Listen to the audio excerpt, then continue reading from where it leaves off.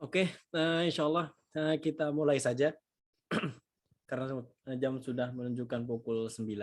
Walaupun sebetulnya kita janji di grup tadi mengatakan bahwa mungkin kira-kira kita akan mulai di 9:10 ya. 9:10 pukul Malaysia. Dan kalau pukul WIB jadi 8:10 pukul 20:10. Tapi sekarang sudah menunjukkan pukul 20:04. Jadi nggak apa-apa, kita buka dulu acaranya. Anak banget sih.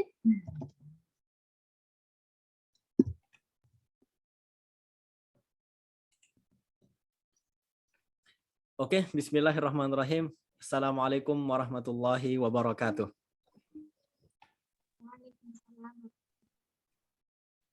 Alhamdulillah wassalatu wassalamu ala Rasulillah wa ala alihi wa ashabihi wa mawalah wa la hawla wa la quwata illa billah. Salawatullahi wassalamuhu ala Rasulillah wa ala alihi wa ashabihi wa man tabi'ahum bi ihsanin ila yaumil qiyamah. Rabbi israh li sadri wa yassir li amri wahlul 'uqdatam min lisani yafqahu qawli. Ikhwani wa akhwati fillah azani Allahu ayyakum. Kami ucapkan selamat datang dan selamat bergabung bersama kami di acara malam hari ini bersama kami di Manafik Project.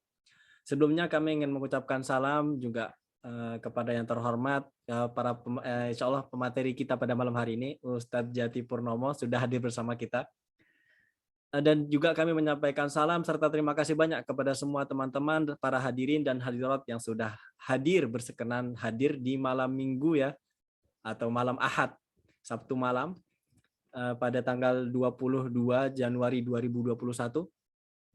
Insya Allah pada malam hari ini kita akan sama-sama mengikuti webinar dengan judul Hidup Sejahtera dengan Fikih Muamalah.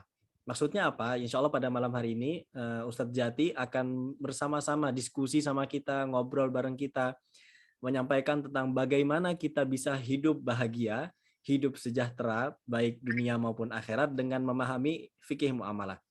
Fikih muamalah adalah salah satu cabang ilmu fikih teman-teman yang membahas tentang bagaimana kita bermuamalah khususnya sesama manusia, termasuk jual beli dan lain-lainnya. Dan gimana kita bisa memanfaatkan ilmu itu, bisa mempraktekkan ilmu fikih muamalah dengan sebaik-baiknya di kehidupan nyata, sampai akhirnya kita bisa merealisasikan kesejahteraan di dunia maupun akhirat. Kita akan sama-sama membahas tentang hal itu pada malam hari ini insya Allah ta'ala.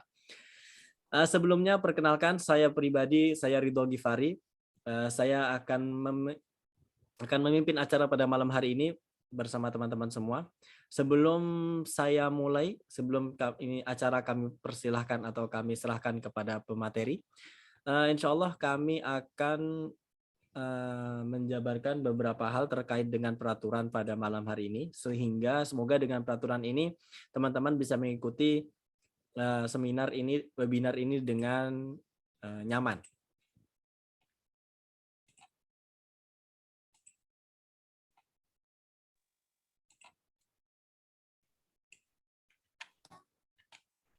Ini mungkin sekedar perkenalan teman-teman untuk teman-teman yang mungkin baru pertama kali mengikuti acara kami di Manafik Project. Manafik Project adalah salah satu platform digital yang berfokus pada berbagai program bermanfaat, khususnya bermanfaat yang berkesinambungan. Demi khususnya kita bergerak di pendidikan dan ekonomi umat muslim, ekonomi syariah, khususnya di Indonesia. Latar belakangnya ada hadis Nabi Muhammad SAW, apabila ada seorang anak Adam yang meninggal dunia, seorang manusia meninggal dunia, maka terputuslah amalannya kecuali 3 hal, yaitu sedekah jariah, ilmu yang bermanfaat, dan doa anak soleh yang berdoa baginya.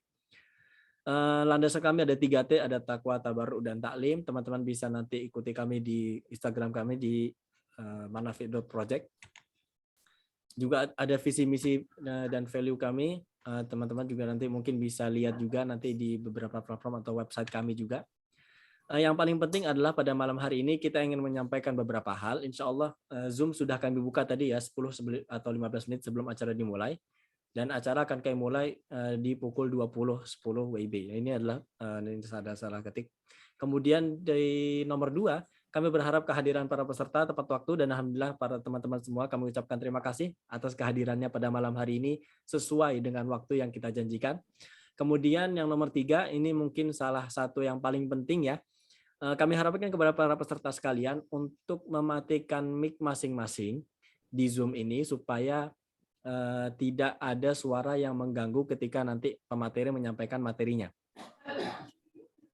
Kalaupun ada, nanti saya akan berusaha untuk mute-nya atau mematikan mic-nya. Dan kalau ada pertanyaan dari teman-teman semua, kami persilahkan untuk menuliskannya terlebih dahulu di room chat Zoom. Silahkan teman-teman bisa japri saya atau langsung ditanyakan saja, nggak apa-apa. Insya Allah nanti untuk beberapa pertanyaan terbaik akan ada hadiah seperti biasa, akan ada door prize dari kami. Semoga bisa bermanfaat juga untuk para peserta sekalian. Kemudian yang nomor 5, pertanyaan secara langsung akan kami buka di akhir acara nanti, di akhir sesi nanti. Insya Allah kalau Allah mengizinkan dan masih ada waktu yang tersisa. Dan kalau sudah dipersilahkan, jadi nanti teman-teman silahkan raise hand dulu.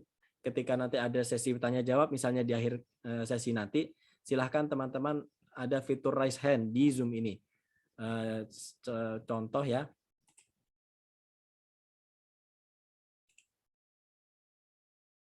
Nah, teman-teman bisa lakukan raise hand.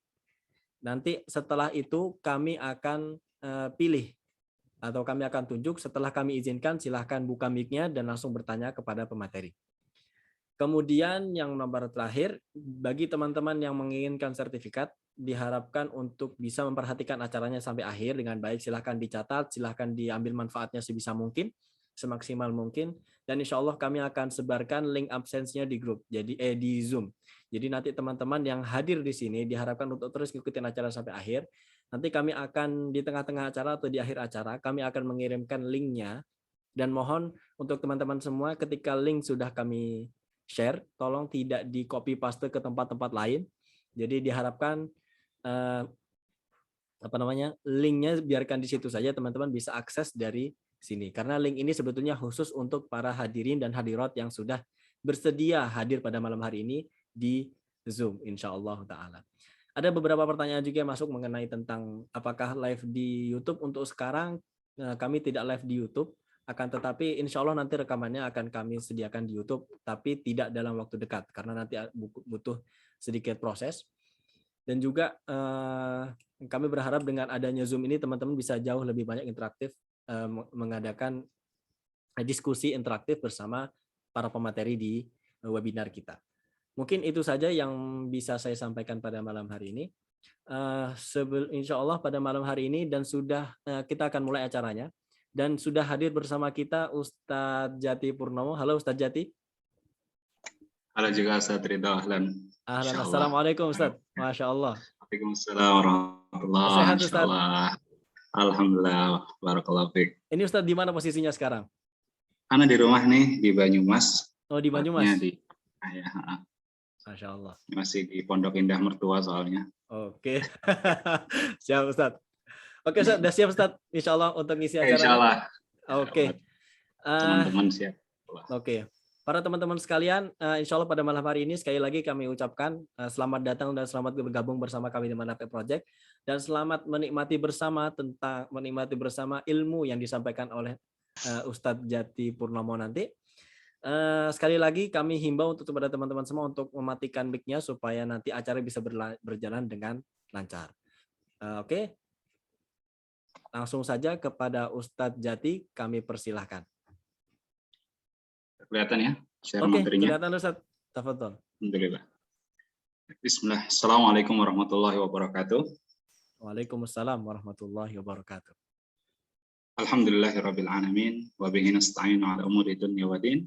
Wassalatu wassalamu ala nabiyyina Muhammadin wa ala alihi wa ashabihi ajma'in amma ba'du. Alhamdulillah segala puji kita panjatkan kepada Allah Subhanahu wa taala yang telah mengumpulkan kita malam hari ini, berikan kita kesempatan untuk senantiasa menuntut ilmu. Ini adalah anugerah yang terbaik bagi seorang hamba tatkala dia diberikan taufik untuk mau menyimak, untuk mau mencatat, untuk mau memahami. Karena memang Al-Qur'an diturunkan oleh Allah Subhanahu wa taala untuk disimak, dicatat dan dipahami, dan dari Al-Qur'anlah dan sunnah Nabi kemudian derivasi ya, menjadi turun menjadi ilmu-ilmu yang lain termasuk diantaranya ilmu fikih muamalah. Ini adalah ilmu yang ada dalam kehidupan Nabi SAW, diamalkan oleh beliau dan para sahabatnya, dan akhirnya oleh para ulama dibukukan menjadi bagian khusus dalam kitab-kitab fikih, terutama kitab-kitab fikih klasik. Kalau kita lihat urutannya, pasti ketika menuliskan tentang fikih, ulama mulai dengan bab toharoh, bersuci, disambung dengan sholat, dengan ibadah-ibadah yang lain. Selesai bab ibadah, setelahnya mereka menuliskan tentang bab muamalah, baik muamalah yang berkaitan dengan harta ataupun bukan, yang ini akan menjadi fokus pembahasan kita malam hari ini. Kajian kita tentang hidup sejahtera dengan fikih muamalah. Tapi sebelum itu, ada yang perlu kita sadari bersama. Bahwasanya di surat Adz-Dzariyat ayat 56, Allah Ta'ala berfirman, "Wa ma khalaqtul jinna wal insa illa liya'budun." Aku tidaklah menciptakan jin dan manusia, kata Allah, melainkan agar mereka beribadah kepadaku. Jadi ayat ini seakan-akan menjadi blueprint kehidupan kita di dunia ini. Menjadi grand design kenapa kita ada. Kenapa kita lahir di dunia, tugasnya yang utama adalah mengabdi kepada Allah, beribadah kepada Allah. Jadi disadari ataupun tidak, kita ini adalah hamba yang mengabdi, kita hamba yang membutuhkan kepada Allah, dan itu semua bisa terrealisasi dengan menjalankan ibadahnya, ibadah kepadanya. Dan untuk menjalankan ibadah ini, tentu tidak bisa kita hanya mengandalkan fisik saja. Karena ternyata ibadah itu bentuknya beraneka ragam. Ada di antara ibadah memang hanya modalnya fisik. Seperti kita berzikir, kita sholat. Namun ada juga ibadah-ibadah yang lain yang membutuhkan dukungan harta. Dan di sini kalau kita lihat, hubungan manusia itu ada hubungan kepada Allah, yaitu hubungan ibadah. Ada juga hubungan dengan manusia. Hubungan kepada Allah tadi, kita disuruh selama hidup di dunia ini mengabdi, beribadah, kita sholat, kita puasa, kita menjalankan ibadah haji, umrah, kita membayarkan zakat. Itu semua untuk membina hubungan kita sebagai hamba dengan Rabb-Nya. Dan tadi yang saya bilang, hubungan ini bisa terrealisasi, ya, salah satunya kalau ada dukungan dari harta. Kemudian selain hubungan Allah dengan Rabb-Nya, hubungan hamba dengan Rabb-Nya, manusia memiliki hubungan secara horizontal antara sesama makhluk. Hubungan dengan sesama makhluk ini yang disebut dengan muamalah. Jadi muamalah ini lebih khusus, dia menjelaskan bagaimana proses yang terjadi dalam kehidupan seorang hamba di dunia ini. Dengan tetangganya, dengan saudaranya, dengan teman-temannya, dengan orang lain yang sama-sama menjadi penghuni dunia ini. Ini muamalah. Dan muamalah juga dibagi menjadi dua. Muamalah tersebut bisa menyangkut masalah harta atau bukan harta, non-harta. Jadi ibadah tadi bisa ibadah badaniyah, juga ibadah didukung dengan harta. Muamalah juga ada yang membutuhkan harta, ada yang tidak. Yang tidak membutuhkan harta contohnya apa? Ya, hubungan pertemanan, hubungan persaudaraan. Ini kan terjalin.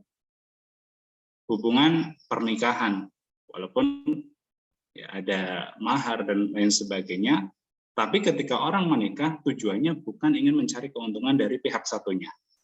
Maka ini yang disebut tidak menyangkut masalah harta. Sedangkan muamalah satunya menyangkut masalah harta. Dan ini yang menjadi pembahasan kita. Jadi ketika para ulama mengatakan fikih muamalah, mereka mengerucut kepada makna muamalah yang menyangkut masalah harta. Kita lihat, harta itu fungsinya untuk apa? Bagi manusia. Yang pertama tentu merealisasikan ibadah kepada Allah.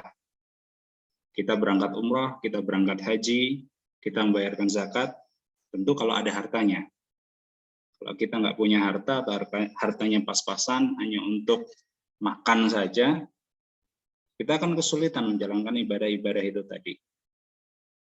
Maka ini penting bagi kita mencari rezeki yang halal untuk bisa menggenapkan kewajiban ibadah kita kepada Allah. Kemudian untuk apa harta? Untuk bertahan hidup di dunia. Ya, manusia butuh makan setiap harinya. Dengan adanya harta dia bisa membeli makanan. Dia bisa mendapatkan asupan yang baik, dan itu juga lagi-lagi dipakai untuk menjalankan ibadah. Dari asupan makanan yang kita makan, kita mempunyai tenaga, kita mempunyai kekuatan untuk sholat. Dari sahur yang kita makan di pagi hari, kita punya tenaga untuk menjalankan puasa selama sehari penuh. Dan itu didukung dengan harta. Kemudian harta juga dipakai untuk melaksanakan kewajiban kita. Sebagai seorang suami, tentu kewajiban dia adalah memberikan nafkah kepada istri dan anak-anaknya. Kalau seandainya tidak ada harta yang diberikan, maka kewajiban ini terbengkalai dan suami mendapatkan dosa. Kewajiban yang lain misalnya kepada orang tuanya tidak mampu. Maka kewajiban seorang anak adalah membantu. Wajib untuk membantu orang tuanya. Harta juga bisa berfungsi untuk menolong orang lain. Saudara kita membutuhkan, teman kita membutuhkan, kita berikan kepada mereka sebagai bentuk ihsan, perbuatan baik. Dan juga harta dapat memenuhi kebutuhan kita. Kebutuhan itu dibagi menjadi 3. Ada kebutuhan yang primer, doruri. Kemudian ada kebutuhan yang sekunder, hajiyah. Kemudian ada kebutuhan yang tersier, yaitu sifatnya pelengkap. Dan itu semua bisa dipenuhi dengan harta. Dan dari sinilah para ulama mengatur,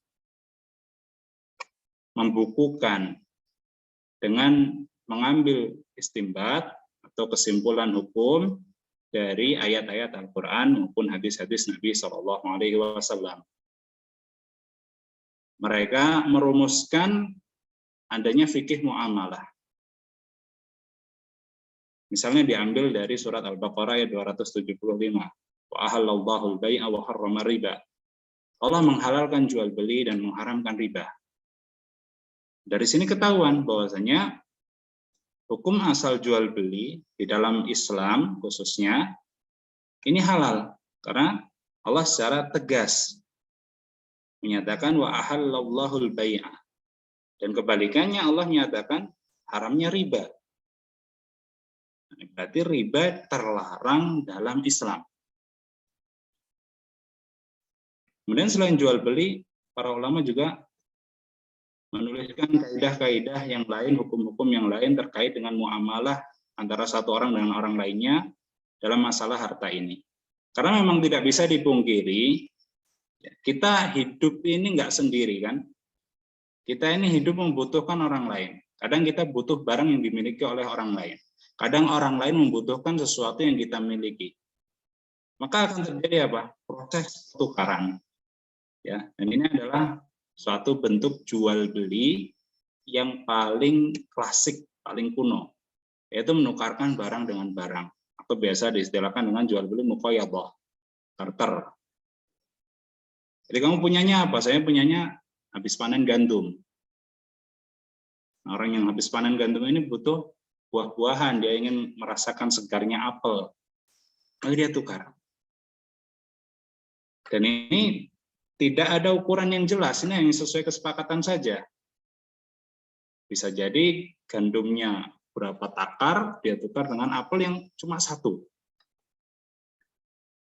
Karena adanya standar yang tidak baku ini menjadikan jual beli model ini akhirnya ditinggalkan. Sampai akhirnya bergantilah dengan jual beli menggunakan uang. Jual beli menggunakan emas atau jual beli menggunakan perak sebagai standar acuan. Kita lihat di sini ada apa? Ada gayung minyak. Mungkin kita ingat ya pas kecil dulu kita disuruh orang tua untuk beli minyak ke warung. Kita dikasih uang sana. Datang ke warung beli minyak berapa liter, kasih uang. Uang kita serahkan ke penjual, kita pulang membawa misalnya 2 liter minyak. Ini jual beli yang juga tradisional sama dan dilaksanakan juga di zaman Nabi SAW. Beliau berjual beli, bahkan beliau berjual beli dengan orang Yahudi. Ingat ketika beliau wafat, baju besi beliau masih tergadai karena beliau membeli beberapa sok gandum ya untuk makan beliau, Masya Allah. Nah, dari sini kita bisa tarik kesimpulan kalau muamalah ini ada dalam keseharian kita, sangat kita butuhkan dan terjadi berulang kali. Ya. Kalau dua ini hanya seputar jual beli, mungkin kita juga membutuhkan muamalah yang lain. Ya. Kita butuh rumah, tapi belum bisa membangun. Kita butuh tempat berteduh. Bagaimana caranya? Ya kita bisa menyewa. Sewa nyewa rumah. Ini yang dinamakan dengan akad ijarah, akad sewa. Ini juga termasuk jual beli yang sering sekali kita praktekkan, sering sekali kita jumpai, dan juga sangat kita butuhkan. Jadi jual beli ini asalnya adalah kebutuhan dan akhirnya diakomodasi oleh syariat. Ya karena nggak semua bentuk jual beli ini baru ketika masa Islam, tapi sudah ada sebelumnya, kemudian oleh syariat disetujui dan dilanjutkan. Termasuk ijarah ya, jual beli jasa. Ingat ketika Nabi Musa, beliau alaihissalam lari ke Madian, ya setelah membunuh salah seorang musuhnya, dimintai tolong, yaitu tidak sengaja, karena niatnya hanya memukul saja, qadarullah terbunuh. Beliau lari, kemudian mendapati ada orang mengisi atau mengambil air untuk makanan, untuk minuman hewan ternaknya. Ada dua anak perempuan Nabi Syuaib malu-malu, nggak mau gabung. Akhirnya Nabi Musa membantu untuk mengambilkan air. Nah, salah satu putri Nabi Syuaib berkata kepada bapaknya setelah Nabi Musa diundang, ya, katanya istajirhu, wahai bapakku, sewalah itu, pekerjakanlah Musa. Faina khairu man istajartal qawiyul amin. Karena sesungguhnya sebaik-baik yang kau sewa, kau pekerjakan adalah orang yang kuat dan orang yang terpercaya. Ini sudah terjadi sejak dulu. Dan oleh syariat disetujui karena memang manfaatnya sangat-sangat besar. Sebagaimana dalam hukum kita, ya dalam hukum Islam sendiri, seorang mantan suami boleh menyewa mantan istrinya untuk menyusui anaknya. Fa in arda'na lakum fa'atuhunna ujurahun. Kalau seandainya mantan istrimu itu mau menyusui anakmu, fa'atuhunna ujurahun, maka berilah upahnya. Ini kan sewa menyewa. Dan kalau sekarang, Masya Allah ya, kita akan dapati nanti ternyata sewa menyewa ini berkembang begitu pesat. Ya, bukan hanya sewa rumah saja, bukan hanya sewa orang saja, tapi sudah kendaraan, sewa mobil, bahkan sewa menyewa sekarang ada sewa iPhone gitu juga. Itu hanya sekedar contoh ya. Nah dari sini kita tahu bahwasanya muamalah sangat penting bagi kita, ya, dan terjadi hampir setiap hari kita melakukan transaksi jual beli. Maka kita lihat sekilas akad jual beli dalam Islam. Sebenarnya sudah digariskan oleh para ulama, apa saja sih syarat sah dan jual beli. Kita ingat sekilas saja ya. Tentu untuk rukunnya, insya Allah semua sudah paham lah. Yaitu ada penjual, ada pembeli, ada akad jual beli atau ijab qabul, ada juga barang dan harga. Itu untuk rukunnya. Tapi ada juga syarat sah jual beli. Syarat sah ini berpengaruh sekali kalau ada satu syarat yang tidak terrealisasi, maka jual belinya tidak sah. Yang pertama tentu ada kerelaan antara kedua belah pihak, dari penjual maupun pembeli. Si penjual rela menyerahkan barangnya, si pembeli rela menyerahkan uangnya. Tidak ada paksaan di antara keduanya atau tidak ada rasa segan. Misalnya salah satu segan karena yang beli ternyata ustadznya atau dosennya atau gurunya gitu. Minta harga murah lagi. Nah, ini kalau segan, para ulama mengatakan tidak sah. Kemudian dari orang yang berakad sendiri antara penjual dan pembeli itu harus berakal. Yang namanya berakal dia sehat, ya sehat akalnya, dia bisa berpikir jernih. Makanya para ulama mengatakan lawan dari berakal adalah gila.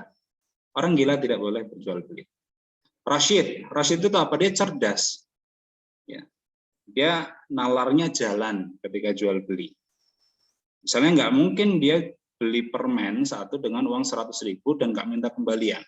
Kalau seandainya ada orang beli permen, ya, 3 buah permen misalnya dengan uang 100.000 dia nggak minta kembalian, dia berarti tidak rosyid. Orang seperti ini dinamakan safi. Ya, orang yang safi dilarang berjual beli. Yang jual beli siapa? Walinya. Karena dia tidak memiliki kompetensi atau ahliyah untuk berjual beli. Kemudian balik. Ya, sebenarnya untuk jual beli yang nilainya besar itu disyaratkan harus balik dalam Islam. Kalau belum balik bagaimana? Sudah mumayyiz boleh. Ya, anak yang sudah mumayyiz usia 6 tahun, 7 tahun ke atas boleh berjual beli, tapi hanya nominal yang sesuai dengan usianya. Misalnya anak SD, berapa sih uang sakunya? Ya katakan kalau misalnya anak sultan sekalipun ya paling 1 juta kasih. Ya, maka sesuai itu. Nggak mungkin anak SD tiba-tiba beli mobil. Kalau ada memang anak SD beli mobil ya jual belinya tidak sah. Karena itu sudah melebihi nominal batas untuk anak seusianya. Kemudian syarat sah yang ketiga, objek transaksi harus sudah dimiliki atau diberikan izin tasarruf. Jadi si penjual harus punya barang dulu ketika dia mau jual. Ketika barang belum datang atau dia belum beli, nggak boleh dia menjual. Membuat akad, membuat ikatan antara dia dengan pembeli. Atau dia nggak memiliki barang, tapi dia diberikan izin tasarruf untuk menjualkan barang itu. Ini yang dinamakan dengan wakil. Kita mewakilkan kepada seseorang untuk menjualkan barang kita. Maka dia bebas mengiklankan, menjualkan gitu ya. Karena kita sudah berikan amanat kepada dia untuk menjualkan. Karena wakil sama statusnya, kedudukannya dengan orang yang mewakilkan. Kemudian objek transaksi berupa barang yang mubah. Barang mubah itu maksudnya halal dalam syariat kita. Maka tidak boleh objek transaksinya barangnya barang yang diharamkan. Seperti najis ya, atau hewan-hewan yang diharamkan, anjing, babi, dan lain sebagainya, atau alat-alat musik yang memang dilarang dalam syariat. Ini objek transaksinya harus punya manfaat yang mubah atau halal. Kemudian yang kelima, ya, di antara syarat sah jual belinya, objek transaksi bisa diserah terimakan. Jadi penjual harus bisa menyerahkan barang itu kepada pembeli. Kalau ternyata barangnya nggak bisa diserah terimakan, karena misalnya ya barangnya terbakar di perjalanan karena mobil yang membawa kurirnya itu terbakar mobilnya, maka ini tidak sah.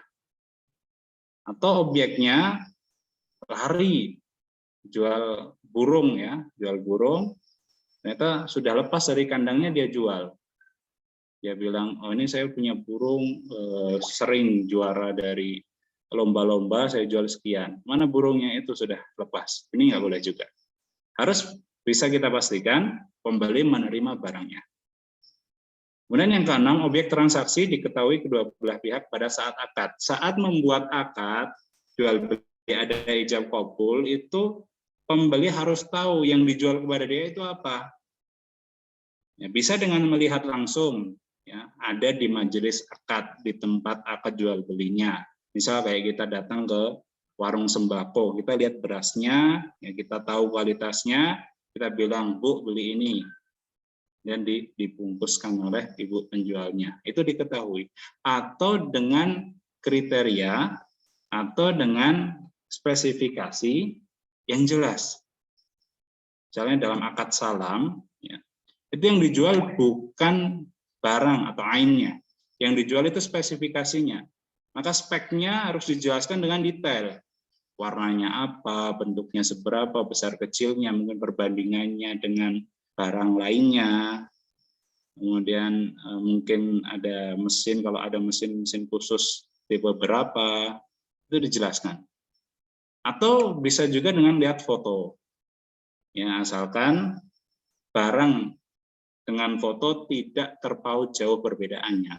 Kalau mungkin ada perbedaan warna 20%, 30% itu masih dimaafkan.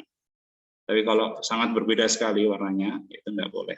Tidak sah jual belinya. Dan yang ketujuh, harga harus jelas saat transaksi. Ketika kita membeli harus tahu harganya berapa yang kita beli. Misalnya HP diberikan harga oleh penjualnya 2 juta, ya sudah, berarti harganya 2 juta. Jangan sampai kita bawa pulang HP-nya, kita nggak tahu tadi berapa ya. Kayaknya sih 2 juta.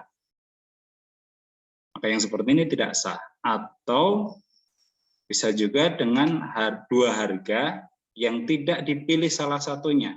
Maksudnya gimana? Misalnya penjual mengatakan, ini kalau kamu bayar sekarang, ya, harganya 2 juta. Tapi kalau kamu bayarnya besok, berarti 2.050.000. Ini diambil HP-nya sama pembeli, ya udah saya beli. Tapi tidak bilang mau milih yang mana, mau yang dibayar sekarang atau bayar besok. Maka ini juga tidak jelas dan jual belinya tidak sah. Nah, dari sini sebenarnya kita ini bisa memakai syarat sah ini untuk segala kasus jual beli kontemporer modern sekarang. Tinggal kita cocokkan, ada nggak kerelaan kedua belah pihak? Siapa yang berakad? Apakah dia berakal, rasyid dan balik? Atau siapa yang berakad? Apakah dia sudah memiliki barang atau dia punya izin untuk menjualkan atau tidak? Lihat objek barangnya, apakah ini dihalalkan secara syar'i atau malah haram hukumnya? Bisa diserah terimakan tidak, diketahui tidak, harganya ada atau tidak.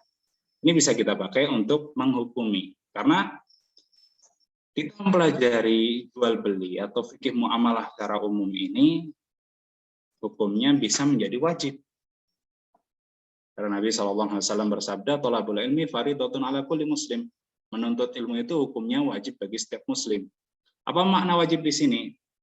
Makna wajib di sini adalah menuntut ilmu yang dia hadapi sehari-hari atau dia hadapi berulang-ulang. Atau yang dia lakukan. Ya, misalnya kita setiap hari sholat, wajib bagi kita mempelajari ilmu tentang sholat. Dan sholat ternyata dimulai dengan tohara, bersuci. Wajib bagi kita mempelajari tentang bersuci. Wajib nggak bagi kita belajar haji? Belum wajib. Karena saat ini kita belum punya uang untuk membayar ongkos haji. Tapi ketika nanti kita sudah punya uang, kita sudah bayarkan kursi itu ONH, kita wajib mempelajari hukum tentang haji. Ini makna dari fardhatun 'ala kulli muslim. Wajib bagi setiap muslim, yaitu ilmu yang akan dia praktekkan. Berarti dalam masalah muamalah ini wajib mempelajarinya bagi orang yang mau melakukan jual beli, terutama pedagang atau penjual. Tapi tidak menafikan juga kalau pembeli juga harus belajar. Karena keduanya sama-sama butuh, keduanya merupakan rukun dalam jual beli, ada penjual dan pembeli. Saking pentingnya ilmu muamalah ini sampai Umar bin Khattab radhiyallahu taala anhu mengatakan, la yabi fi suqina illa man qad tafaqqaha fid din. Tidak boleh menjual sesuatu di pasar kami, pasarnya kaum muslimin, kecuali orang atau pedagang yang sudah memiliki ilmu dalam agama, yaitu ilmu tentang jual beli. Ini hadis riwayat Tirmidzi. Begitu juga kata Ali bin Abi Thalib radhiyallahu taala anhu, "Man ittajara qabla an yatafaqqaha irtatama fir riba, tsumma irtatama." Barang siapa berjual beli sebelum dia mempelajari ilmunya, irtatama fir riba, dia pasti akan terjatuh dalam riba. Tsumma irtatama, kemudian dia akan terjatuh, tsumma irtatama, kemudian dia akan terjatuh dalam riba. Jadi 3 kali. Khalifah Ar-Rasyid Ali bin Abi Thalib radhiyallahu taala anhu mengatakan, yang enggak belajar ilmu jual beli bisa jatuh ke dalam riba. Kenapa? Karena dia enggak paham seperti apa riba yang dilarang dalam syariat. Karena enggak paham itu, mungkin bisa jadi suatu saat dia malah mempraktekkannya. Makanya dalam riba, bab riba juga ada sebuah kaidah. Ketidaktahuan kita tentang ukuran suatu barang itu menandakan bahwa barang itu berbeda. Ya. Misalnya menukar kurma dengan kurma, ini kan termasuk komoditas ribawi. Kita bawa 1 ember kurma, kita ingin tukar dengan satu ember kurma yang lain, misalnya antara kurma ajwa dengan kurma sukari misalnya ya. Nah, kita nggak tahu berapa berat ember kita, berapa berat ember yang akan ditukar. Ketidaktahuan kita itu menandakan adanya perbedaan berat. Nah, kalau tetap kita tukarkan, ini jatuh dalam riba. Nah, penting sekali kan bagi para pedagang untuk belajar fikih muamalah. Al-Imam An-Nawawi rahimahullah ta'ala beliau mengatakan wa ammal bai'u wan nikahu wasyibhuhuma. Adapun jual beli dan nikah, akad nikah dan yang serupa dengan keduanya, mimma la yajibu asluhu, di mana secara hukum asalnya itu tidak wajib, fayahrumul iddamu alaihi illa ba'da ma'rifati syartihi. Maka haram untuk masuk, untuk melakukannya kecuali setelah tahu syarat-syaratnya. Akad-akad muamalah banyak, nanti akan saya jelaskan apa saja bentuknya. Nah, ini Imam Nawawi menyamakan antara akad yang berkaitan dengan harta dengan yang tidak ya. Jual beli berkaitan dengan harta, nikah tidak. Itu juga masalah tolak ya, misalnya perceraian atau masalah jual beli yang lain ijarah. Itu nggak boleh kita melakukannya setelah kita paham hukumnya. Kenapa? Karena sangat rawan sekali kita jatuh dalam keharaman yang dilarang dalam syariat. Walaupun secara hukum asal muamalah itu halal, ya. Al aslu fil muamalati al hillu, wal aslu fil ibadati at-tawaqquf wa at-tauqif. Ya. Hukum asal dalam muamalat adalah boleh atau halal, silakan dilakukan. Sedangkan hukum asal ibadah adalah dilarang sampai ada dalil yang memerintahkannya. Tapi yang halal ini bisa berubah hukumnya. Dari yang halal bisa menjadi haram. Dari yang halal bisa menjadi wajib. Kenapa? Ada sebab. Ada faktor-faktor lain, diantaranya ada tidak gorornya, ada tidak ribanya, ada tidak kezalimannya. Nah, kalau kita nggak tahu gorornya seperti apa, zalimnya yang mana, ribanya di bagian apa, sangat mungkin sekali dari yang hukum asalnya halal berubah menjadi haram bagi kita, dan harta yang kita dapatkan tidak berkah. Harta yang kita dapatkan tidak sah untuk kita miliki, yang akhirnya apa? Kalau kita terpaksa gunakan, tidak menjadi kebaikan bagi kita. Kemudian Al-Imam Al-Ghazali rahimahullah mengatakan, kama annahu law kana hadzal muslim tajiran. Sebagaimana kalau seandainya seorang muslim ini adalah seorang pedagang, waqad sya'a fil baladi, dan telah tersebar di suatu daerah, suatu negeri, muamalatur riba, transaksi-transaksi yang mengandung riba, wajib alaihi ta'allumul hadari minar riba. Wajib bagi dia untuk belajar.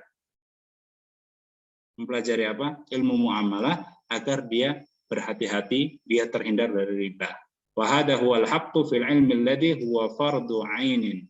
Ini adalah yang benar dalam ilmu yang hukumnya fardhu 'ain. Jadi belajar muamalah itu hukumnya bisa fardu kifayah. Ini bagi siapa? Bagi orang yang memang sehari-harinya tidak bergelut dengan jual beli, yang sehari-harinya tidak bergelut dengan bisnis, yang sehari-harinya dia melakukan kegiatan lain. Ya, misalnya dia hanya bertani saja, dan bertaninya itu pun dia hanya disuruh sama orang. Dia nggak terlalu butuh ilmu seperti ini, maka bagi dia hukumnya fardu kifayah. Tapi kalau terjun langsung, ya, dia seorang pedagang, dia seorang owner brand pakaian misalnya, atau dia seorang manajer di perusahaan jual beli, dia wajib mempelajari ilmu muamalah agar jangan sampai keputusannya yang diambil itu menyebabkan terjatuh ke dalam keharaman. Kata Imam Al-Ghazali, wa ma'nahu al-ilmu ya bi kaifiyatil amalil wajib. Ilmu yang fardu ain itu maksudnya apa? Yaitu ilmu tentang tata cara beramal yang wajib. Berarti beliau seakan-akan mengatakan, ya, bagi pedagang wajib belajar ilmu muamalah. Apa saja sih yang dibahas dalam fikih muamalah? Ini ada skema akad-akad muamalah ya. Jadi secara garis besarnya muamalah ini dibagi menjadi 3 yang berkaitan dengan harta. Ada yang sosial atau akad tabarruk, ada akad tauthik, penguat, ada akad bisnis atau profit di situ. Itu akad komersil. Macamnya kalau yang sosial ada zakat, ada infak. Apa bedanya zakat dengan infak? Infak lebih umum dibandingkan zakat. Infak adalah mengeluarkan harta. Seorang suami memberikan harta kepada istrinya itu disebut juga infak, nafkah. Ya, seorang anak memberikan nafkah kepada orang tuanya disebut infak. Seorang anak yang membantu saudaranya yang membutuhkan itu infak. Kemudian ada sedekah. Apa bedanya zakat, infak, sedekah? Kalau sedekah ini adalah mengeluarkan harta ya, untuk umum dengan niat mendekatkan diri kepada Allah. Jadi tujuan dia mengeluarkan uangnya ingin semata-mata mencari pahala. Dia sedekah kepada masjid, dia sedekah kepada fakir miskin, dia sedekah kepada pamannya yang memang tidak wajib dia nafkahi, karena memang pamannya ini tidak mampu. Ya. Ini sedekah. Kalau zakat, harta wajib yang kita keluarkan dari harta kita, 2,5% ya biasanya. Ini perbedaan zakat, infak, sedekah. Wakaf. Wakaf berarti kita menjadikan suatu barang sebagai milik Allah. Kita wakafkan di mana manfaatnya untuk kepentingan kaum muslimin. Hibah ini hampir mirip dengan hadiah. Kita memberikan dari harta kita. Ya, misalnya kita punya motor, kita hibahkan kepada teman kita yang nggak punya motor, ini buat kamu. Ya, hampir mirip dengan hadiah. Utang, ya, utang, kita memberikan utang kepada orang lain yang datang kepada kita. Ini juga termasuk akad sosial. Dan akad-akad ini, zakat, infak, sedekah, wakaf, hibah, hutang, ini tidak boleh tercampur dengan akad komersil. Ya, tidak boleh ada niatan mengambil keuntungan di sini. Kalau ada niatan mengambil keuntungan, ya berarti sudah hilang sosialnya. Misalnya hutang. Dia menghutangi orang lain dengan niat mendapatkan pengembalian yang lebih besar. Maka ini akan terjatuh ke dalam riba. Kenapa? Karena hutang ini akad sosial, non-profit. Fungsinya untuk membantu orang lain. Jangan sampai dimasukin niat-niat untuk mencari keuntungan. Ini riba.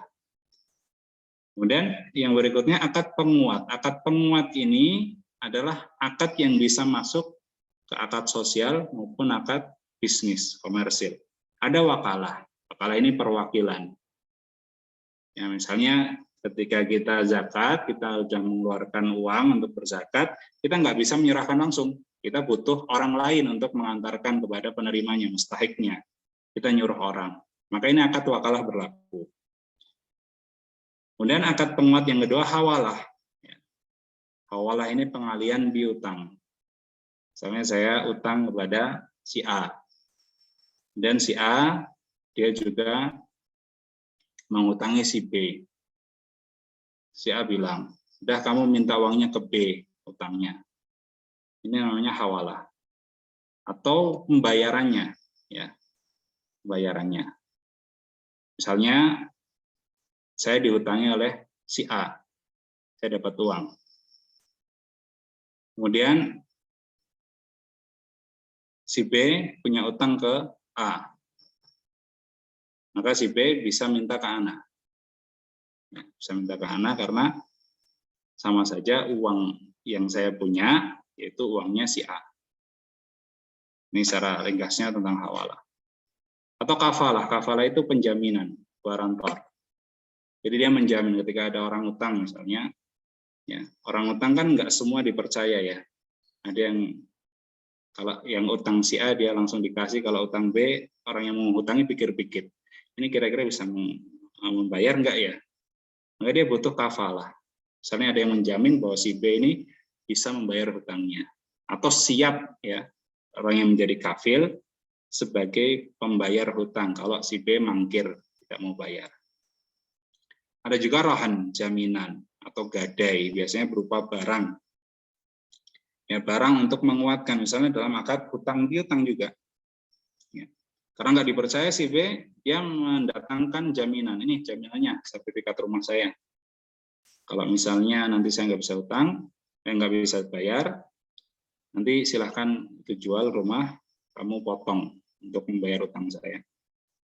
Ini tadi penguat dalam akad sosial. Sedangkan akad bisnis, profitnya, yang pertama tentu jual beli. Baik.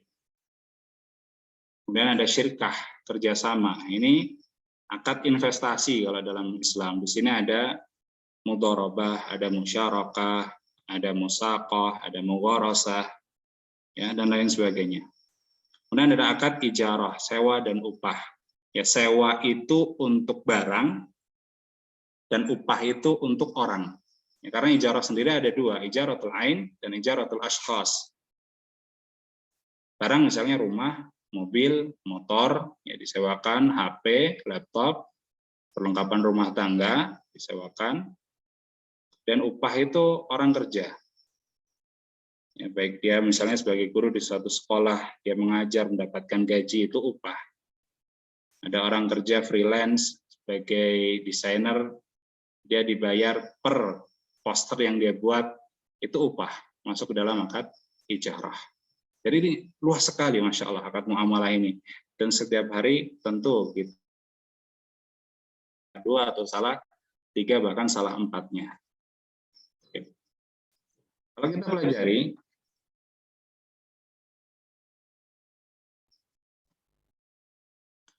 perkembangan fikih muamalah, ya pasti dimulai dengan akad-akad muamalah klasik. Ya. Kalau akad muamalah klasik ini seperti jual beli, itu akad klasik. Kemudian sewa menyewa, akad klasik. Kemudian ada mudharabah, ada musyarakah, ini akad klasik. Dan kita tahu bahwa setiap perkembangan zaman, berubahnya zaman itu akan memunculkan model dan bentuk muamalah yang baru. Dan itu akan terus-menerus berubah mengikuti zamannya. Dulu mungkin di zaman para ulama nggak ada yang namanya PT, perseroan terbatas. Lantas bagaimana ini PT hukumnya apa? Maka dalam hal ini, akad-akad muamalah modern, setiap bentuk akadnya itu harus merujuk pada batasan-batasan syar'i dalam akad-akad muamalah klasik. Harus dikembalikan. PT ini apa yang paling mirip dengan akad muamalah klasik? Ternyata PT mirip dengan musyarakah, di mana para pendiri mereka mengumpulkan modal, mereka setuju untuk bekerja sama dalam suatu bidang tertentu, dan mereka berbagi keuntungan. Maka bisa dikatakan PT, perusahaan terbatas itu akadnya adalah musyarakah. Ya, jadi dikembalikan ke akad klasik. Maka nggak boleh menyelisih batasan-batasan atau aturan dalam akad musyarakah. Misalnya dalam pembagian keuntungan antar pemilik. Itu nggak boleh salah satu dibayar dengan nominal. Semuanya harus berdasarkan nisbah bagi hasil. Karena apa? Karena mengikuti akad musyarakah klasik. Jadi selalu seperti itu. Jual beli pun seperti itu. Misalnya kita sekarang kenal jual beli dengan internet, ya, dengan marketplace, dengan mungkin web e-commerce. Nah, kita kembalikan ke dalam akad jual beli klasik. Ini terpenuhi nggak rukun-rukunnya? Terpenuhi nggak syarat-syaratnya? Kalau ada syarat yang tidak terpenuhi, berarti akad jual beli modernnya ini tidak sah. Jadi ini kata kunci ya, keyword untuk bisa memahami akad-akad muamalah modern ini, selalu kembalikan ke akad klasik. Cari sisi kesamaannya.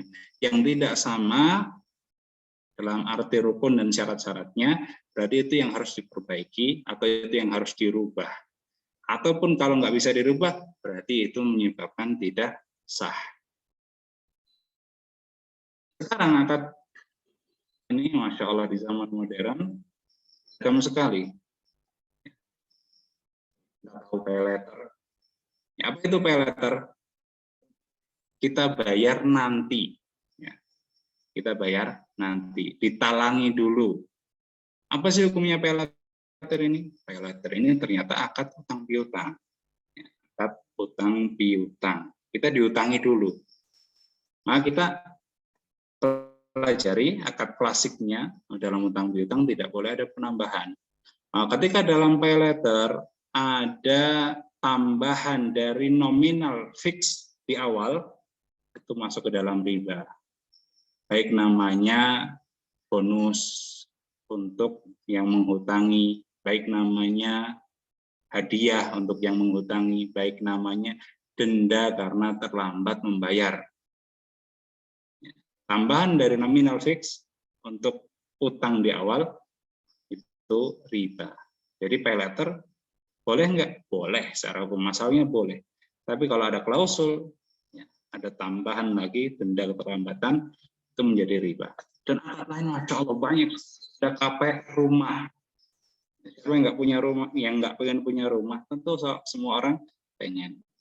Ya. Tapi ternyata dalam akad KPR pun bermasalah karena kita nggak jual beli dengan developer langsung, kita ditalangi oleh leasing atau oleh bank. Bank nggak membeli rumah, sehingga kita hanya diutangi oleh bank, kita harus membayar lebih banyak, masuk ke dalam riba. Begitu juga asuransi, ada boror di situ, ada riba di situ. Begitu juga dengan dropship. Dropship kalau kita menjual sesuatu yang tidak kita miliki, ini juga masuk dalam syarat sah jual beli yang tidak terpenuhi, yaitu adanya kepemilikan barang. Dan arisan juga akad utang piutang, Bitcoin dan NFT ini yang terbaru ya. Bitcoin dan NFT ini adalah aset, ya barang. Maka untuk menghukumi Bitcoin dan NFT, kita harus cek dulu syarat sah jual beli tadi.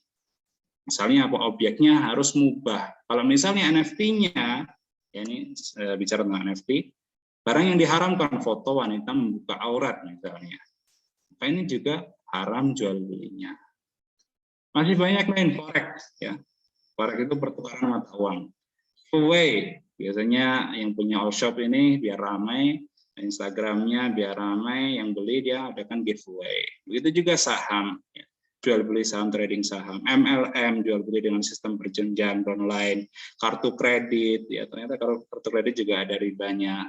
Itu kontrak kerja, bagaimana kontrak kerja yang sesuai dengan syariat tidak menzalimi, bagaimana kredit barang juga yang sesuai dengan syariat. Banyak sekali ya akad-akad muamalah modern atau kontemporer yang ada di sekitar kita, dan kita harus pahami ini hukumnya boleh atau tidak.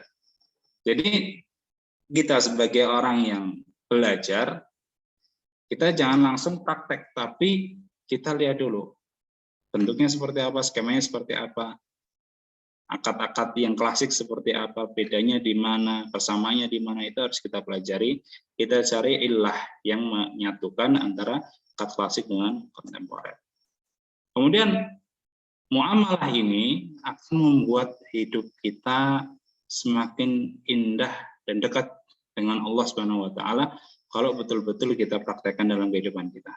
Allah Ta'ala dalam surat Al-Jumu'ah, فَإِذَا قُضِيَتِ الصَّلَاةُ فَانْتَشِرُوا فِي الْأَرْضِ وَابْتَغُوا مِنْ فَضْلِ اللَّهِ وَاذْكُرُوا اللَّهَ كَثِيرًا لَعَلَّكُمْ تُفْلِحُونَ. Kalau seandainya salat sudah selesai dikerjakan, فَانْتَشِرُوا فِي الْأَرْضِ, bertebaranlah kalian di muka bumi. Ini bukan perintah, tapi ini adalah pembolehan. Silahkan kalau habis Jumatan kalian mau jualan. وَابْتَغُوا مِنْ فَضْلِ اللَّهِ, maka carilah keutamaan dari Allah. Allah mengatakan fadlullah di sini adalah rezeki.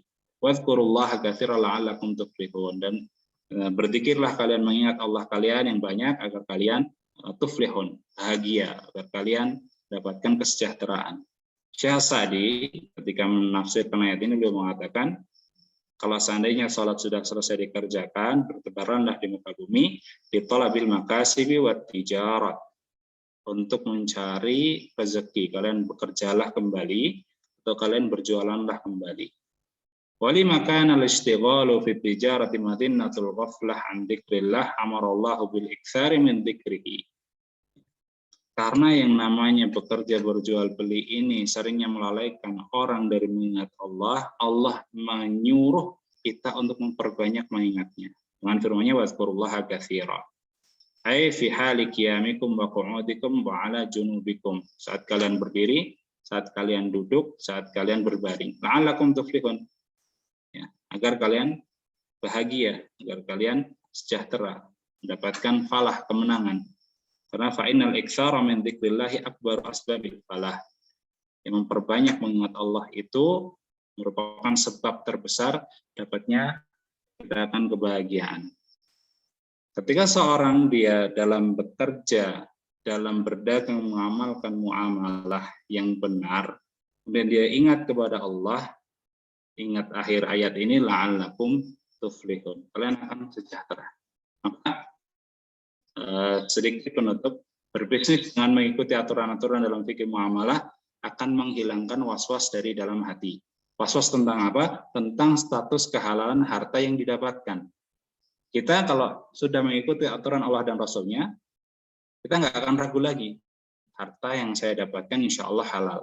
Ini bisa saya kasih kepada keluarga, insya Allah menjadi daging yang berkah untuk mereka, bukan menjadi daging yang menjadi bahan bakar api neraka. Ketika kita berikan hadiah kepada orang lain, kita nggak was-was bahwa kita nggak akan mendapatkan pahala dari situ. Karena apa? Pemberian yang jelek, pemberian yang buruk, pemberian yang didapatkan dari harta yang tidak halal, itu tidak diterima oleh Allah Subhanahu wa taala. Maka dengan menerapkan aturan fikih muamalah dalam bentuk usaha apapun, ya. Ini bukan hanya berlaku pada toko herbal, pada toko buku Islami, tapi dalam usaha apapun. Mau jualan skincare, mau jualan baju, mau jualan makanan pokok, mau jualan pernak-pernik, ini semua harus kita praktekkan. Agar apa? Status kehalalan harta kita jelas. Selain itu, sesuai janji Allah Ta'ala terhadap orang yang beriman dan bertakwa, mereka akan mendapatkan keberkahan dari atas langit dan bumi. Dalam surat Al-A'raf ayat 96, Allah Ta'ala berfirman, walau anna ahlal qura amanu wattaqau la fatahna alaihim barakatim minas sama'i wal ard. Kalau seandainya penduduk negeri itu beriman dan bertakwa, tentu akan kami bukakan bagi mereka keberkahan dari langit dan bumi. Ya, semoga Allah Ta'ala memberikan taufik kepada kita untuk senantiasa mengikuti aturan-aturannya dalam kehidupan ini, dan kita digolongkan menjadi hamba-hambanya yang beriman, beramal soleh, dan bertakwa menjadi bekal untuk kita masuk ke surganya nanti. Amin ya rabbal alamin. Sampai di sini insya Allah untuk webinar kita, sharing. Silakan kalau ada yang mau ditanyakan. Kami dengan senang hati mau berdiskusi ya, karena saya di sini bukan yang paling tahu, saya juga masih baru belajar. Jadi di antara teman-teman ada yang menilai, oh ini ada yang kurang, ada yang salah, ya silahkan disampaikan. Baik, untuk waktunya kami serahkan kepada moderator. Syukran jazakumullah khairan katsiran barakallahu fikum Ustadz Jati. Masya Allah ya, pemaparannya sangat-sangat bagus, sangat-sangat indah. Banyak sekali ilmu-ilmu yang kita serap, kita bisa dapatkan, kita bisa praktekkan juga di dunia nyata. Tadi dibahas sama beliau tentang gimana sih para ulama itu nyusun kitab-kitab fikih muamalah, terus kitab-kitab fikih ya khususnya, kemudian bagaimana para ulama itu menyampaikan betapa pentingnya fikih muamalah ini dalam kehidupan manusia, di mana salah satu misalnya ucapan Umar bin Khattab ketika melarang umat Islam untuk melarang jual beli kalau nggak ngerti fikih muamalah, karena memang fikih muamalah itu sangat rawan sekali, begitu ya Ustadz ya. Kalau orang nggak ngerti bisa jatuh ke dalam hal-hal yang diharamkan oleh Allah Subhanahu wa taala. Ya, betul. Karena ada sebagian orang dia bermudah-mudahan dalam masalah ini mengatakan, oh, masalahnya kan halal, ya udah bebas-bebas saja kita bermuamalah, kita bertransaksi. Padahal dia nggak memperhatikan bahwa ada qaid atau istilahnya ada variabel-variabel yang membuat dari halal itu berubah menjadi haram atau akan makruh. Masya Allah. Betul. Tadi juga disampaikan sama beliau tentang beberapa syarat-syarat penting yang menjadi syarat sahnya jual beli. Dimana kalau mungkin salah satunya itu tidak ada atau cacat, maka bisa dibilang jual belinya tidak sah. Teman-teman nanti bisa dilihat lagi. Mungkin nanti bisa di-share Ustaz materinya kalau boleh, buat manfaat teman-teman juga. Silakan di-share, Fadal. Oke, terima kasih. Syukran jazakumullah khairan Ustaz. Ini juga sudah masuk banyak banget pertanyaan Ustaz. Mau Anda pilihkan atau antum aja yang pilihkan? Tafadhol Ustaz. Silakan, moderator aja. Anda pilihkan ya Ustaz ya. Taib, ini ada banyak sekali ya, teman-teman. Masya Allah, terima kasih banyak sudah antusias juga teman-teman. Mungkin saya pilih aja beberapa. Ini ada dari Kak Cici. Jual beli exotic pet Ustaz. Exotic pet. Mungkin ini apa namanya, hewan peliharaan ya, salah satu jenis hewan peliharaan. Betul, exotic pet. Ya. kebetulan memelihara gecko dan beranak pinak. Kalau nggak salah gecko itu salah satu jenis kadal ya teman-teman. Anak atau gimana Kak Cici? Kalau salah tolong dikoreksi. Lalu pertanyaannya bagaimana kaidah muamalah Adalah atau untuk tokek ya? iya semacam kadal-kadalan termasuk tokek ya. Iya betul. Bagaimana kaidah muamalah untuk jual beli hewan peliharaan ya Ustadz? Bagaimana yang boleh dan bagaimana yang tidak boleh?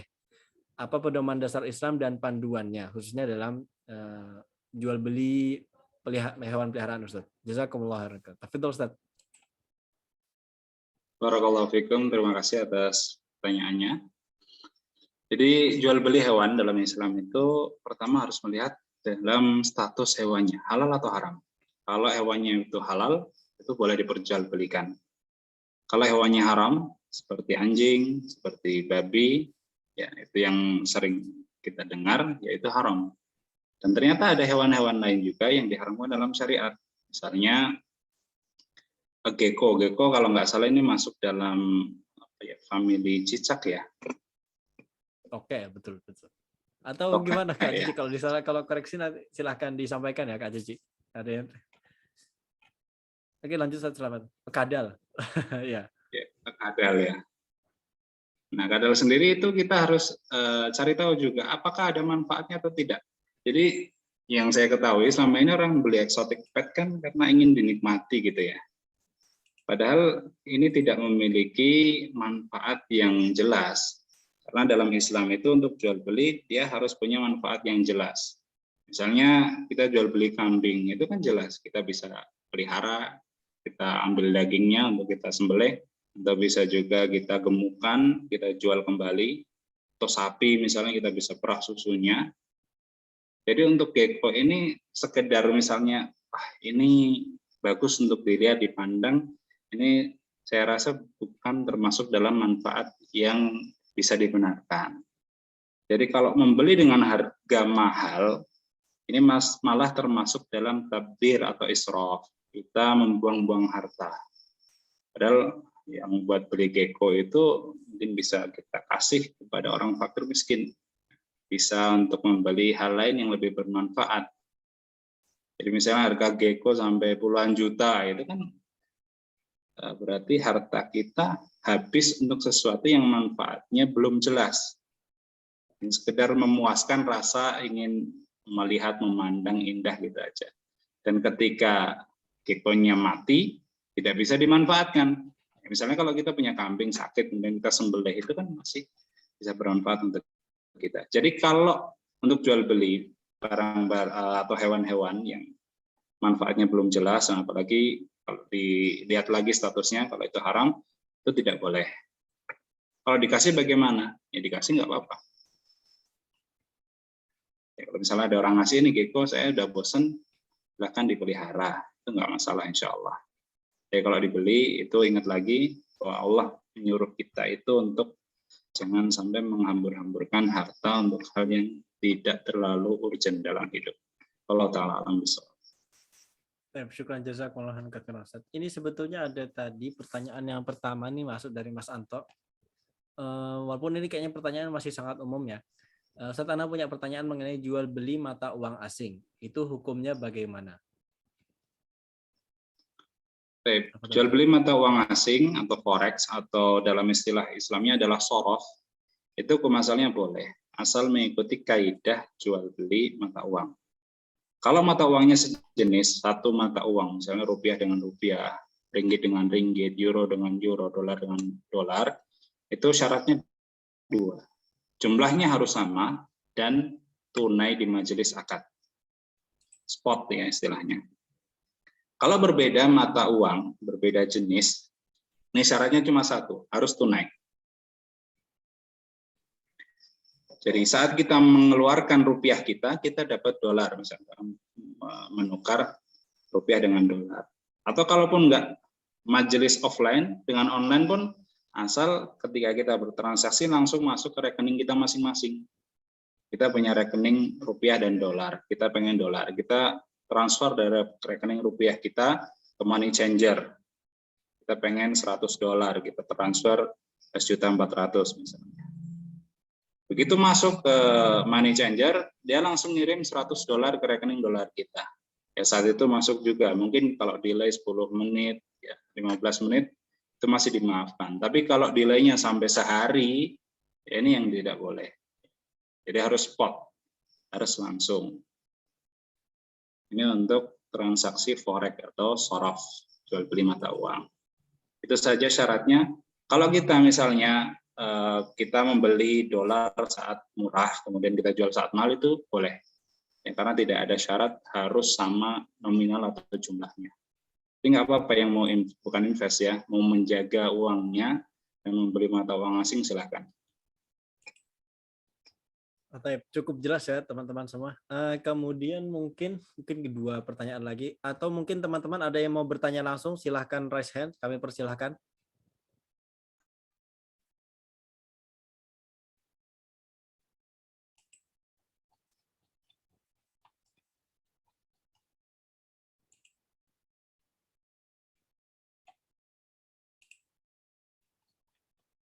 Atau kalau ambil nunggu, kita bacain aja dulu yang dari chat. Silahkan teman-teman, nanti kalau ada yang mau tanya langsung, silahkan raise hand ya teman-teman.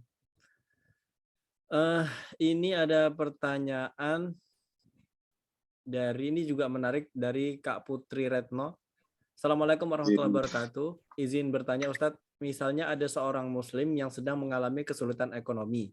Kemudian ada yang memberikan bantuan, maksudnya kepada orang tersebut dari yayasan non-muslim. Jadi yang memberikan bantuan adalah yayasan non-muslim. Apakah boleh diterima atau tidak? Karena kan kita tidak tahu asal uang tersebut dari mana. Bisa saja berasal dari uang riba atau dari hasil jual beli barang yang tidak sesuai syariah. Terima kasih Ustaz. Pertanyaan yang bagus, barakallahu fikum. Untuk yang bertanya, kita tahu orang non-muslim atau yayasan non-muslim itu ngasih tentu tidak ada maksud ya. Pasti ada maksud terselubung di situ. Tapi kalau secara muamalah sendiri, hadiah itu tidak harus diketahui asalnya dari mana. Misalnya ada orang non-muslim memberikan hadiah kepada kita.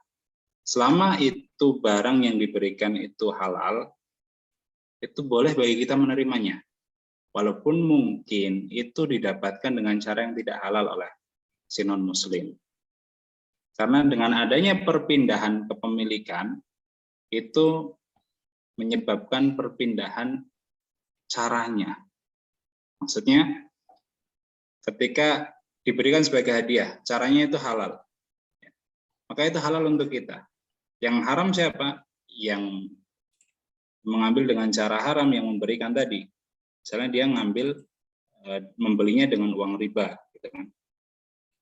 Tapi ketika dipindahkan, dihadiahkan kepada orang lain, maka bagi yang menerima hukumnya halal. Tapi hati-hati di sini ya. Yang saya bilang tadi bahwa orang non-muslim itu membantu pasti ada niatan. Jangan sampai kita terpengaruh dengan tujuan mereka. Kalau tujuannya ingin menggoyahkan keimanan kita, lebih baik tidak diterima. Tapi kalau kita sudah yakin, oh pasti ada maksudnya dan kita bisa antisipasi, kita bisa menolak, sekedar menerima insya Allah tidak masalah, apalagi kita membutuhkan. Ini juga pengingat bagi kita sebagai seorang muslim ya, kita harus peka dengan saudara-saudara kita sama muslim. Jangan sampai ada saudara kita yang beralih keyakinan gara-gara orang non-muslim yang sering membantu, sementara kita jarang membantu saudara kita sendiri. Allah Ta'ala bisawab. Syukran jazakumullah khairan Ustaz. Ini juga masih ditunggu teman-teman ya kalau ada yang mau raise hand. Ini juga ada pertanyaan yang lumayan bagus dari Kak Gina. Assalamualaikum. Ahsanallahu ilaikum. Ana mau bertanya kepada Ustaz Jati. Begini Ustaz, bagaimana jika sebagai pedagang tapi harus mengikuti payment digital zaman sekarang agar mendapatkan mungkin maksudnya promo-promo ya seperti gratis ongkir atau diskon-diskon lain dan mempermudah orang lain juga. Apakah ini termasuk riba? Jika memang riba, bagaimana cara berhenti dari hal tersebut? Apakah harus menggantinya dengan uang atau bagaimana Ustaz? Jazakumullah khairan. Jazakumullah khairan. Insyaallah ini pertanyaan dari pedagang berarti ya? Iya, dari pedagang. Jadi pedagang online. Di marketplace itu ada fitur ya bagi pedagang online untuk mengaktifkan ya fitur gratis ongkir, diskon dan lain-lain. Kalau kita sendiri ya berarti yang mengaktifkan itu tidak masuk atau tidak terjatuh dalam riba, karena bukan kita yang melakukan. Dalam arti bukan kita yang bertransaksi. Yang bertransaksi adalah si pembeli, dia yang kena dosa ribanya. Tapi kita akan terjatuh dalam tolong-menolong dalam dosa. Kita sudah tahu misalnya hukum free ongkir dari top up ya di suatu dompet digital itu adalah riba. Ketika kita membuka fitur itu di lapak kita, ya kita berarti tolong-menolong. Kalau bisa dihindari, lebih baik dihindari yang seperti itu ya. Kalau sudah terjadi, bagaimana? Tidak harus diganti. Ya. Cukup kita banyak istighfar, kita minta ampun kepada Allah Subhanahu Wa Taala. Jangan sampai kita tolong menolong dalam doa dan maksiat. Wa ta'awanu 'alal itsmi wal 'udwan. Cukup insyaallah. Tapi syukran jazakumullah khairan Ustaz. Mungkin ini yang terakhir, Afwan Ustaz izin bertanya tentang bagaimana hukum transaksi pulsa atau counter pulsa. Syukran jazakumullah khairan. Wa jazakumullah khairan katsiran, barakallahu fikum. Untuk yang bertanya, counter pulsa ini kan jualannya macam-macam ya.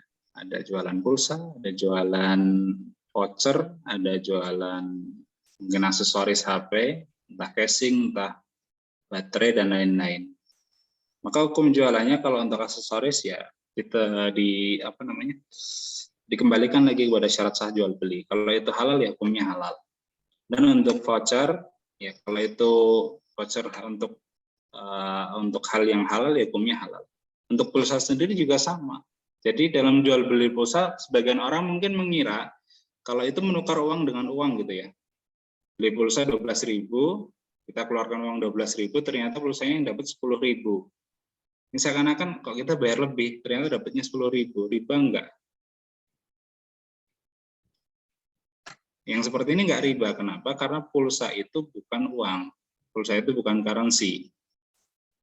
Pulsa ya memang ada nominalnya 10.000, 20.000, tapi itu menunjukkan apa? Menunjukkan jasa yang bisa kita pakai di provider tersebut. Ya, 10.000 dari 10.000 itu bisa untuk apa? Bisa untuk SMS misalnya, harga SMS-nya dulu 500 ya, zaman anak masih SMP itu 500 satu kali SMS. Berarti 10.000 cuma dapat 20 kali SMS, katakan seperti itu. Jadi pulsa itu adalah nominal jasa yang bisa kita gunakan di provider. Ternyata provider nggak cuma SMS saja, ada telepon. Misalnya untuk sekali telepon 1 menitnya sekian ribu, 5.000. Berarti 10.000 hanya bisa pakai telepon 2 menit. Itu yang kita beli, jasa telepon 2 menitnya itu. Ternyata nggak cuma SMS telepon, ada paket data. Paket data harganya 1 giganya 10.000. Berarti dengan kita membeli pulsa 10.000 itu artinya kita membeli paket data sebanyak 1 giga. Jadi nominal pulsa bukan uang. Dia hanya menunjukkan nilai dari jasa yang bisa kita pakai di provider. Jadi nggak masalah mau berbeda. Ya. Mau dijual lebih murah atau lebih mahal juga tidak masalah karena bukan mata uang dan tidak berlaku hukum riba di situ.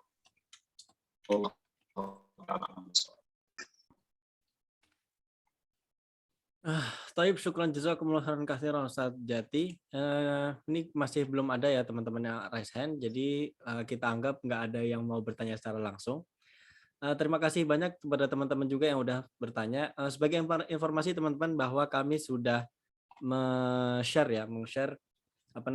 Google Form feedback untuk teman-teman, silahkan diisi. Khususnya untuk teman-teman yang mau mendapatkan sertifikat, silahkan diisi Google Form-nya. Nanti insya Allah paling tidak dalam waktu seminggu ke depan ya, setelah 1 minggu kita akan share sertifikatnya kepada teman-teman semua di grup WhatsApp yang sudah kita buat. Mungkin seperti itu teman-teman. Silahkan kami persilahkan kepada teman-teman untuk mengisi formnya. Sekali lagi kami ingatkan kepada teman-teman, kami harap untuk tidak men-share link ini ke grup ya, atau share ke teman-teman yang lain, kecuali atas izin dari tim dari kita. Jadi diharapkan untuk teman-teman cukup isi masing-masing di tempat teman masing-masing. Insya Allah juga jangan lupa isi namanya sesuai dengan nama asli dan juga nama yang teman-teman mau, karena memang nama itu nama yang teman-teman tulis yang akan kami cetak di e-sertifikat. Enggak, tidak dicetak ya, maksudnya kita tulis atau kita tempel namanya di e-sertifikat. Mungkin itu teman-teman. Kami ucapkan sekali lagi terima kasih banyak, syukron jazakumullah khairan katsiro kepada Ustadz Jati yang sudah bersedia meluangkan waktunya, bersedia memberikan ilmunya kepada kita semua. Semoga di lain waktu kita masih bisa kolaborasi Ustadz, masih bisa ngobrol-ngobrol, masih Ya bisa Allah. kapan lah kita bikin Dan acara-acara lagi. Ini teman-teman boleh banget boleh gitu. iya teman-teman boleh banget ngunjungin platformnya Ustadz Jati yang dibina Ustadz Jati di Sudut Muamalah ya Ustadz ya. Sudut Muamalah ya, @sudut Muamalah. Iya, @sudut Ya, muamalah. aktifnya di Instagram. Betul. Atau ada platform lain Ustadz yang bisa teman-teman ikutin supaya bisa diambil faedahnya dari Ada sih sebenarnya YouTube channel ya dengan nama Sudut Muamalah juga, ada juga fanspage Facebook. Tapi kebanyakan itu repost dari Instagram. Jadi kalau mau lebih aktif, mau tanya langsung, bisa DM Instagram kita. Oke, siap. Silahkan teman-teman. Nanti insya Allah kita akan share juga tentang Sudut Muamalah di grup WhatsApp juga supaya nanti teman-teman bisa ikutin. Di situ ada banyak mungkin quotes atau mungkin juga beberapa hukum fikih muamalah yang teman-teman bisa baca di sana. Semoga nanti teman-teman bisa mengambil faedah dari situ. Teman-teman juga bisa kunjungi kami di Manafik Project, juga ada beberapa postingan lah, mungkin tidak sebanyak di Sudut Muamalah, akan tetapi juga teman-teman bisa mengambil faedah dari situ. Dan juga kita dari Manafik Project mengadakan beberapa kelas online yang memang kita buka gratis untuk teman-teman semua yang ingin ikutan. Dan kelasnya memang biasanya terbatas teman-teman, dan memang bahkan sangat terbatas sebetulnya karena kita bukanya kelas-kelas kecil, yang mana nanti kita buka pendaftaran dalam beberapa hari. Silahkan teman-teman bisa daftar. Di luar itu teman-teman belum bisa daftar. Insya Allah dalam waktu dekat kita juga akan buka kelas-kelas baru. Silahkan teman-teman ikutin kami di Manafik Project di Instagram. Teman-teman juga bisa gabung di grup Telegram yang nanti akan kita tulis juga di grup. Silahkan teman-teman gabung di sana untuk mendapatkan informasi-informasi terkait dengan program-program kita di Manafik Project. Doakan juga kepada teman-teman juga, doakan kami juga supaya bisa menebarkan kebermanfaatan melalui banyak hal, termasuk webinar-webinar seperti ini dan juga kelas-kelas yang sudah kami jalankan selama ini. Sekali lagi kami ucapkan terima kasih banyak kepada teman-teman yang sudah hadir di sini. Semoga apa yang kita pelajari bersama pada malam hari ini bisa memberikan manfaat untuk kita semua. Dan yang terakhir kami ucapkan sekali lagi terima kasih banyak, syukran jazakumullah khairan katsiran barakallahu fikum kepada Ustadz Jati. Insya Allah kita bisa, semoga di lain waktu kita bisa bertemu, bisa bersua kembali secara offline khususnya, karena sekarang kita masih bisanya online dulu nih. Walaupun ya alhamdulillah kondisi COVID. Dulu kayaknya. Iya, walaupun kondisi COVID sudah mulai. Ya. Iya sih, teman-teman mungkin yang baru tahu, saya posisinya sekarang lagi di Malaysia, jadi memang udah 2 tahun ya belum balik. Ya semoga dalam waktu dekat bisa balik dan ketemu teman-teman di Indonesia sana. Ya apapun itu kondisinya, ya kita tetap bersyukur kepada Allah Subhanahu wa taala atas segala nikmat yang ada yang kita rasakan, walaupun mungkin ya sedikit-sedikit terkurangi, tapi saya yakin teman-teman juga banyak merasakan manfaat-manfaat lain, nikmat-nikmat lain yang Allah berikan, dan bisa jadi itu lebih baik dibanding nikmat-nikmat yang mungkin kita rasa lebih baik di mata kita, dan itu sebetulnya tidak lebih baik di mata Allah Subhanahu wa taala. Baik, mungkin itu saja teman-teman. Syukran jazakumullah khairan barakallahu fikum. Kita tutup dengan doa kafaratul majelis.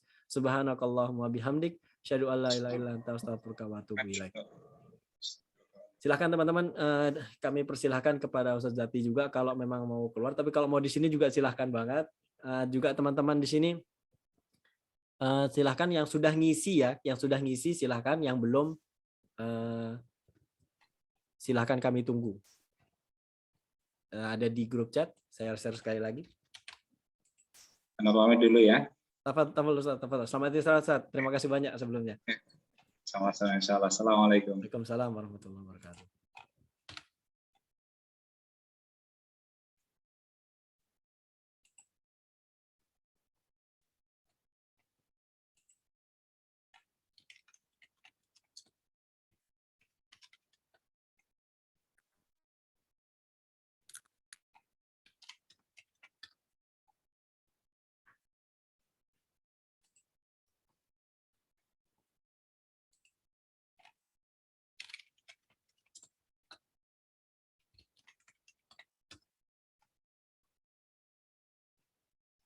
Jazakumullah khair. Wa iyyak wa iyyaki wa iyyakun.